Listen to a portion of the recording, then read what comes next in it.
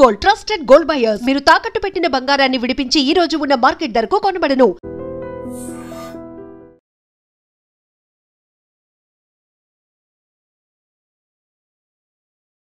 నమస్తే, welcome to I dream talking point with కవిత.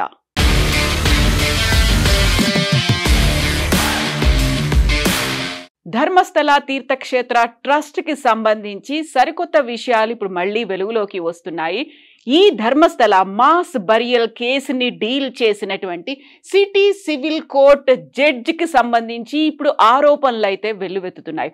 యాక్చువల్గా ధర్మస్థలలో జరిగినటువంటి మాస్ బరియల్ కేసుకి సంబంధించి కర్ణాటకకి సంబంధించినటువంటి 300 యూట్యూబ్ ఛానళ్ళకి సంబంధించి ఒక గ్యాగ్ ఆర్డర్ని పాస్ చేసినటువంటి city civil court judge Vijay Kumar రాయ్కి సంబంధించి అక్కడ ధర్మస్థల తీర్థక్షేత్ర ట్రస్ట్ ఆధ్వర్యంలో రన్ అవుతున్నటువంటి లా కాలేజ్లోనే ఆయన చదువుకున్నాడు. అందువల్లే ఆయన ఒక గ్యాగ్ ఆర్డర్ని పాస్ చేశాడు అనేటువంటి వార్తలు, వాదనలు, ఆరోపణలు ఇప్పుడు వినిపిస్తున్నాయి. విజయ్ కుమార్ రాయ్ తను ధర్మస్థల తీర్థక్షేత్ర ట్రస్ట్ కి సంబంధించి వస్తున్నటువంటి మాస్ బరియల్ విషయాలకు సంబంధించి అటు సోషల్ మీడియాతో పాటుగా యూట్యూబ్ ఛానళ్ళు, ఫేస్బుక్లు, ఇన్స్టాగ్రామ్లు, ట్విట్టర్లు వీటన్నిటికీ సంబంధించి దాదాపు 8,800కు పైగా లింకులకు సంబంధించి ఒక గ్యాగ్ ఆర్డర్ పాస్ చేశారు. అది అన్ఆథరైజ్డ్ పర్సన్స్ లీక్ చేస్తున్నారు. అక్కడ యాక్చువల్గా ఏం జరుగుతుంది అనేది బయటికి తెలియకుండా వారిని కంట్రోల్ చేశారు. దానికి కారణం ఆయన అక్కడ ఉన్నటువంటి SDM లా కాలేజ్లో ఆయన చదువుకున్నారనేది.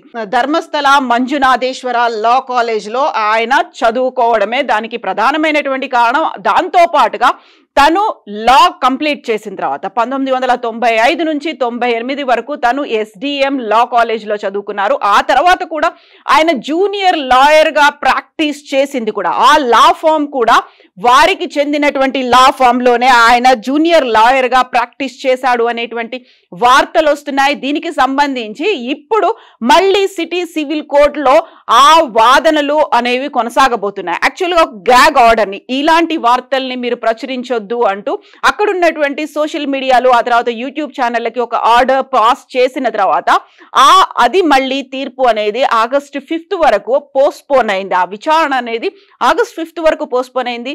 ఆలోపు దానిని వార్తల్ని ప్రసారం చేయొద్దు అని చెప్పినప్పటికీ అక్కడ ఉన్నటువంటి విజిల్ బ్లోయర్స్, సోషల్ యాక్టివిస్టులు, అక్కడ ఉన్నటువంటి యూట్యూబ్ ఛానళ్లతో పాటుగా మరికొంతమంది అక్కడ సోషల్ యాక్టివిస్టులు కలిసి కర్ణాటక హైకోర్టుని అప్రోచ్ అయ్యారు. దాంతో కర్ణాటక హైకోర్టు ఆ గ్యాగ్ ఆర్డర్ని రద్దు చేసింది. అక్కడ ఉన్నటువంటి ఏం జరుగుతోంది అనేది తెలుసుకోవాల్సినటువంటి అవసరం ఉంది. At the same time public interest అనేది ఉంటుంది కాబట్టి భావ ప్రకటన స్వేచ్ఛని మనం అడ్డుకోలేము కాబట్టి ఆ గ్యాగ్ ఆర్డర్ని మేము రద్దు చేస్తున్నాము అంటూ కర్ణాటక హైకోర్టు తీర్పునిచ్చిన నేపథ్యంలోనే అప్పటిదాకా అందరూ అన్ని రకాల వార్తల్ని ప్రచురించినప్పటికీ కూడా ఐ డ్రీమ్ కూడా ధర్మస్థలకి సంబంధించి వార్తల్ని ప్రచురించలేదు. బట్ ఆగస్టులో 5th దాకా కాకుండా ఈ లోపుగానే పోయిన శుక్రవారం రోజే కర్ణాటక హైకోర్టు ధర్మస్థలలో ఏం జరుగుతుంది అని తెలుసుకునే అవసరం కావచ్చు, తెలుసుకోవాల్సినటువంటి పరిస్థితులు ఉన్నాయి కాబట్టి వాటిని ప్రచురించవచ్చు అని చెప్పిన తర్వాత మాత్రమే మనం ధర్మస్థలకి సంబంధించినటువంటి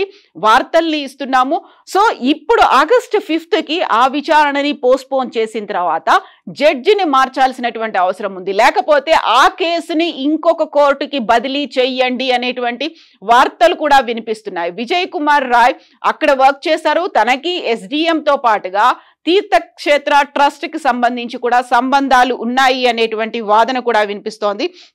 దీంతో పాటుగా SDM లా కాలేజీలో 1995 నుంచి 98 వరకు విజయ్ కుమార్ రాయ్ చదువుకోవడమే కాదు, ఒక లా ఫామ్లో PP హెగ్డే అండర్లో ఆయన బల్లాల్గఢ్ మంగళూరులో ఉంది. అక్కడ జూనియర్ లాయర్గా కూడా ఆయన జాయిన్ అయ్యారు. The law firm used to represent Veerendra Heggade of Dharmasthala.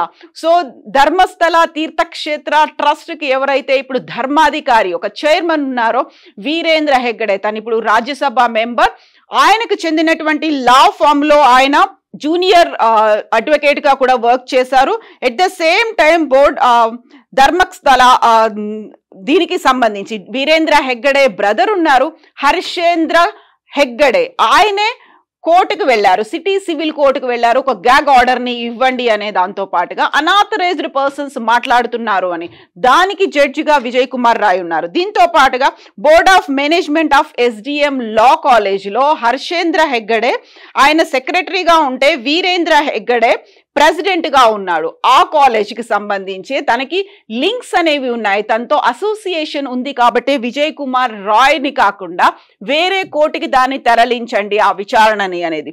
Actual గా ఒక judge in favour of Tirthakshetra trust లేకుంటే హర్షేంద్ర కుమార్ హెగ్గడేకి సంబంధించి అనుకూలంగా వ్యవహరించారు అనేటువంటి వాదన, ఒక మాట అనే దాంతో ఇప్పుడు గతంలోనే జరిగినటువంటి హత్యలు, మాస్ బరియల్స్, అత్యాచారాలు, అఘాయిత్యాలు వీటికి సంబంధించి ఒక పోలీస్ అండదండలు ఉన్నాయి, లేకుంటే అక్కడ రాజకీయ పలుకుబడి ఉంది, అక్కడ ఉన్నటువంటి అధికారులు, పంచాయతీ అధికారులు వీళ్ళందరూ కూడా కుమ్మక్కయ్యారు, మాస్ బరియల్స్ ని బయటికి రాకుండా చేశారు. దీంతో పాటుగా 2000 నుంచి 2015 మధ్య కాలంలో జరిగినటువంటి అన్ఐడెంటిఫైడ్ పర్సన్స్, అన్యాచురల్ గా జరిగినటువంటి డెత్స్ కి సంబంధించినటువంటి రికార్డ్ కూడా మిస్ అయిపోయింది, దాన్ని తగలబెట్టేశారు. ఆ 15 ఏళ్ల కాలంలో జరిగినటువంటి అన్యాచురల్ డెత్స్ రికార్డ్ అనేది ఇప్పుడు లేకుండా పోయింది. అంటే అటు పోలీసులతో పాటుగా ఇప్పుడు విజయ్ కుమార్ రాయ్ కి సంబంధించి ఆయన కూడా అనుకూలంగా వ్యవహరించాడు అనే వాదనతో ఇటు జడ్జిలు కూడా వాళ్ళకి తగ్గట్టుగానే వ్యవహరిస్తున్నారు అనేటువంటి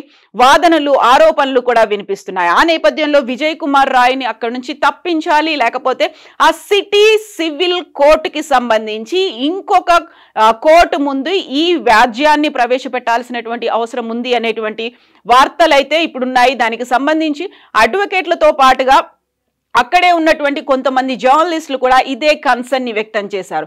విజయ్ కుమార్ రాయ్ తను జూనియర్ జడ్జిగా ఉన్నప్పుడు ఎక్కడైతే SDM లా ఫామ్ వాటికి సంబంధించినటువంటి హర్షేంద్ర కుమార్ కి సంబంధించినటువంటి లా ఫామ్ లో పనిచేసినప్పుడు 2004లో కూడా ఆయన ఇలా అనుకూలంగా వారికి తగ్గట్టుగా పక్షపాత పూరితంగా వ్యవహరించారు అనే దాంతో పాటుగా 2013లో కూడా ఇంకొక కేసుకి సంబంధించి విజయ్ కుమార్ రాయ్ వ్యవహారం అలాగే ఉంది అనేటువంటి వార్తలు, దానికి సంబంధించినటువంటి కేసు డీటెయిల్స్ ను కూడా ఈ జర్నలిస్టులు హైకోర్టుకి వివరించారు. ఇప్పుడు అదే వార్తలు, అదే ఆధారాలతో విజయ్ కుమార్ రాయ్ కాకుండా ఇంకొక జడ్జికి ఈ కేసుని కేటాయించండి అనేటువంటి మాటలు కూడా వినిపిస్తున్నాయి. సో ధర్మస్థల తీర్థక్షేత్ర ట్రస్ట్ ఆధ్వర్యంలో రన్ అవుతున్నటువంటి కాలేజే కాదు, అదే లా ఫామ్ లో ఆయన జూనియర్ అడ్వకేట్ గా చేయడం, ఇప్పుడు సిటీ సివిల్ కోర్టుకు సంబంధించి ఆయన జడ్జిగా ఉండడంతో పాటుగా అనుకూలంగా వ్యవహరించడం, ఈ వాదనలన్నిటికీ తోడు అక్కడ జరుగుతున్నటువంటి వ్యవహారాలు వీటన్నిటికీ సంబంధించి సమగ్రమైనటువంటి విచారణ జరపాలి. సిట్కి అయితే ఇప్పుడు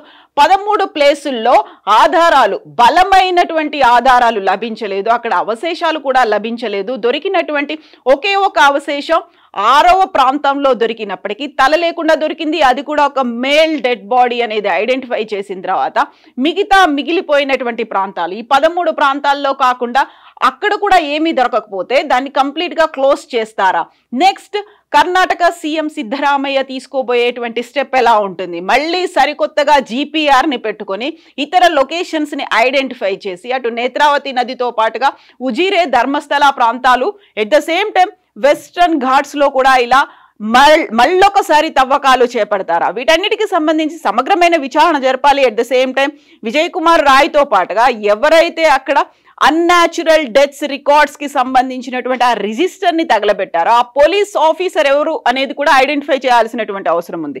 2000 నుంచి 2015 మధ్య కాలంలో, అంటే 15 సంవత్సరాల పాటు, అది కూడా 10 ఏళ్ల క్రితం. ఇప్పుడు మనం 2025లో ఉన్నాం కాబట్టి అప్పుడు ఆ పోలీస్ అధికారి ఎవరు తగలబెట్టారు, వాటిని ఆన్లైన్ లో డేటాలో ఎక్కించకుండా ఎందుకు తగలబెట్టారు, దాని వెనకాల ఎవరున్నారు, వీటికి సంబంధించినటువంటి విచారణ కూడా జరపాల్సినటువంటి అవసరం ఉంది. ఒక సమగ్రమైనటువంటి ఇన్ డెప్త్ విచారణ జరగాల్సినటువంటి అవసరం అయితే ఉంది. బట్ అక్కడ ఉన్నటువంటి అధికారులు కావచ్చు, పోలీసులు కావచ్చు, న్యాయ వ్యవస్థ, వీటన్నిటి మీద బోల్డని క్వశ్చన్ మార్క్స్ అయితే కనిపిస్తున్నాయి. చాలా వరకు అనుమానాలు వ్యక్తం అవుతున్నాయి. ముందు నుంచి 1979లో వేదవల్లి అనేటువంటి ఒక మహిళ అదృశ్యమైపోయి ఆ తర్వాత డెడ్ బాడీగా కనిపించిన తర్వాత అప్పటి నుంచి టిల్ డేట్ ఇప్పటిదాకా ఏం జరిగింది, ఏం జరుగుతోంది, వీటన్నిటికీ సంబంధించినటువంటి వివరాలు రావాల్సినటువంటి, బయటికి రాబట్టాల్సినటువంటి అవసరం అయితే ఉంది. అక్కడే కేవలం అక్కడున్నటువంటి అధికారులు, DGPతో పాటుగా మిగతా SPలతో ఏర్పడినటువంటి సిట్ బృందం వర్క్ చేస్తోంది. కాకపోతే సిట్లో ఉన్నటువంటి ఒక అధికారి ఎవరైతే ఇలాంటి మాస్ బరియల్స్ నా చేతులతో నేను చేశాను అని చెప్తున్నటువంటి మాజీ పారిశుద్ధ్య కార్మికుడిని బెదిరించారు అని చెప్పాడు. కాబట్టి ఈ సరికొత్తగా ఇంకొక సిట్ని ఏర్పాటు చేస్తారా? ఈ 13 ప్రాంతాల్లో తవ్వకాలు అన్నీ అయిపోయిన తర్వాత ఇంకొక సిట్ని ఏర్పాటు చేస్తారా? అక్కడ కూడా లోపభూయిష్టంగా నిర్లక్ష్యం అనేది లేకుండా ఖచ్చితమైనటువంటి సమాచారం ఐడెంటిఫై అవుతుందా? ఎవరు చేశారు, ఎవరు చేయించారు, ఇలాంటి వివరాలన్నీ బయటకు వస్తాయా? మాకైతే అనుమానాలున్నాయి, మాకైతే నమ్మకం లేదు అనేటువంటి వాదనలు మిస్ అయిపోయినటువంటి పేరెంట్స్, వాళ్ళ కుటుంబ సభ్యులు చెప్తున్నప్పటికీ స్థానికులు మాత్రం ఇప్పటికే ఎదురు చూస్తున్నారు. ఏదో ఒకటి జరగకపోతుందా, బయటికి రాకపోతాయా ఇలాంటి వివరాలు, విషయాలు అనేవి? యాక్చువల్గా మీరేమనుకుంటున్నారు? ఎవరి ప్రోద్బలం, ప్రోత్సాహం ఉండి ఉంటుందని మీరు భావిస్తున్నారో కామెంట్స్ రూపంలో తెలియజేయండి. నిజంగా ప్రస్తుతం ఉన్నటువంటి సమాజం దేనికి ప్రయారిటీ ఇస్తుంది? ఆర్థిక సంబంధాల చుట్టూ మాత్రమే తిరుగుతుంది. మళ్ళీ ఎన్నికలంగానే చాలా విరక్తి కలుగుతాను. మంచి అనిపిస్తుంది కదా, లేడీస్ కూడా ఛాలెంజింగ్ జాబ్స్ చేసినప్పుడు చాలా బాగుంటది. ఫుడ్ డెలివరీ ఇవ్వటానికి వెళ్ళినటువంటి డెలివరీ బాయ్ అనిల్ పై కళ్ళ ముందు